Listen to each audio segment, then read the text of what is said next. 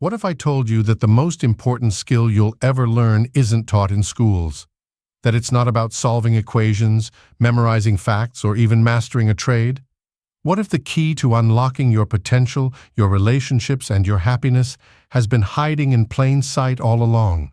This is the story of emotional intelligence, a force so profound yet so misunderstood that it could change everything you thought you knew about success, connection, and yourself.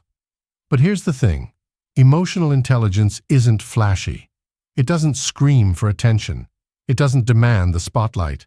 And maybe that's why so many people overlook it. But make no mistake, this quiet force is shaping your life in ways you can't even imagine. It's the invisible thread that connects your thoughts, your actions, and your relationships. And once you understand it, you'll never see the world, or yourself, the same way again. Let's start with a question. Have you ever walked into a room and felt the energy shift? Maybe it was tension you couldn't quite explain, or warmth that made you feel instantly at ease. That's emotional intelligence at work.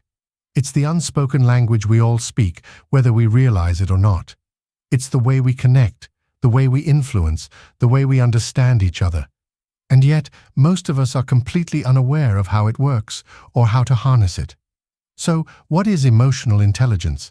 At its core, it's the ability to recognize, understand, and manage your own emotions, while also recognizing, understanding, and influencing the emotions of others.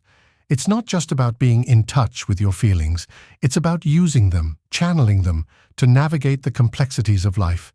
It's about balance, awareness, mastery. But here's the twist. Emotional intelligence isn't just about others. It starts with you. And this is where most people get it wrong. You can't connect with others if you're disconnected from yourself. So let me ask you, when was the last time you truly sat with your emotions? Not judged them, not ignored them, but felt them. The anger, the sadness, the joy, the fear. Because here's the truth. Your emotions aren't your enemy. They're your guide. They're trying to tell you something. Are you listening? Self-awareness. That's the first pillar of emotional intelligence.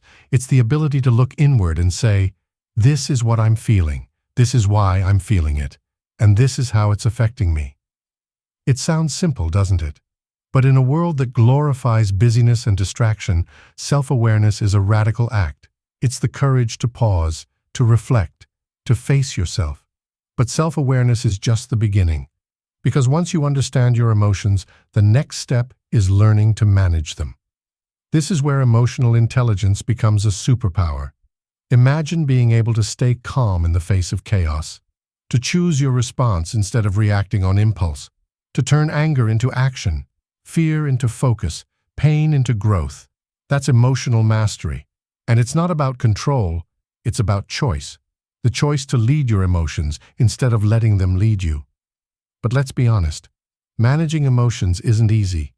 There will be moments when your anger feels like a wildfire, consuming everything in its path. Moments when your fear whispers lies in your ear, convincing you to stay small. Moments when your sadness feels like a weight you can't carry. And in those moments, emotional intelligence isn't about suppressing what you feel.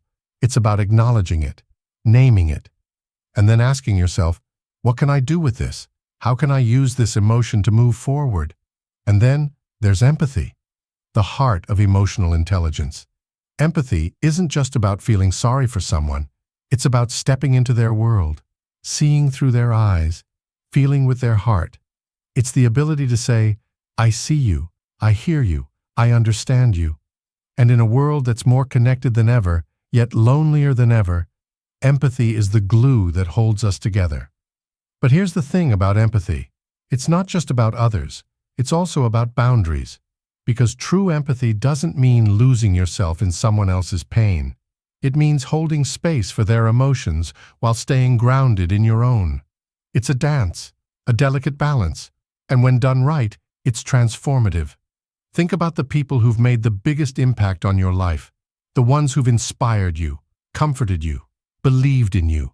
What made them so special? It wasn't their intelligence, it wasn't their achievements, it was their ability to connect with you on a deeper level, to make you feel seen, valued, understood. That's the power of empathy, and it's a power we all have if we choose to use it. But emotional intelligence isn't just about relationships, it's about resilience, because life will test you. It will throw challenges your way that feel impossible to overcome. And in those moments, your emotional intelligence will be your anchor. It will help you stay grounded when the storm is raging. It will help you find meaning in the pain. It will help you rise again and again, no matter how many times you fall.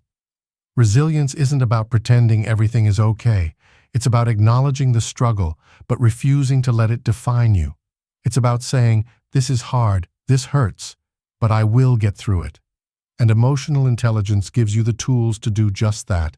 It helps you reframe your perspective, to see challenges not as obstacles, but as opportunities for growth, to turn setbacks into comebacks.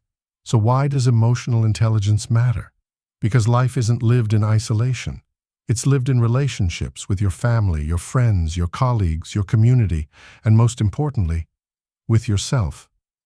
Emotional intelligence is the thread that weaves these relationships together.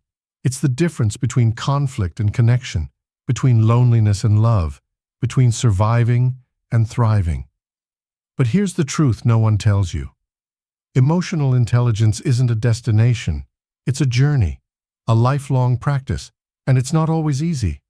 There will be moments when you fail, when you lose your temper, when you misread someone's feelings, and that's okay.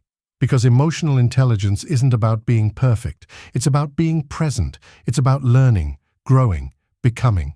So where do you start? Start with yourself. Start by asking, what am I feeling right now? Start by listening, by reflecting, by choosing. And then take it one step further. Ask, what is this person feeling right now? What do they need? How can I show up for them? Because emotional intelligence isn't just about understanding, it's about action. It's about connection. It's about love. And here's the most beautiful part. Emotional intelligence isn't fixed. It's not something you're born with or without. It's something you build, something you practice, something you grow. Every conversation, every challenge, every moment is an opportunity to strengthen it. Emotional intelligence. It's not just a skill, it's a way of being, a way of living. And in a world that often feels cold and disconnected, it's the warmth we all crave, the connection we all need, the power we all have. So the next time you feel overwhelmed by your emotions or disconnected from someone you care about, remember this. Emotional intelligence isn't something you're born with. It's something you build, and it starts right here, right now, with you. The question is, are you ready to begin?